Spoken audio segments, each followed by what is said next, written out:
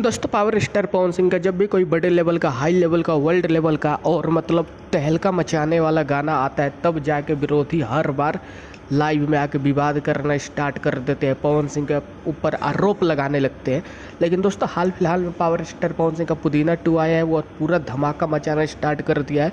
लेकिन कुछ लोग जो है पवन सिंह के दोस्तों कुछ लोग पावर स्टार पवन सिंह के ऊपर आरोप ये लगा रहे हैं कि पावर स्टार पवन सिंह ने अपना गाना हिट करवाने के लिए या कुछ करने के लिए किसी के ऊपर, यानी कि किसी के बेटे के ऊपर पावर स्टार पवन सिंह गाना निकलवा दिया। तो सुनो, मतलब कुछ लोग होते हैं दुनिया में ऐसे जिनके दिमाग के अंदर भूसा भरा होता है, और भोजपुरी में एक स्टार है जिनके अंदर भूसा भरा हुआ है दिमाग में।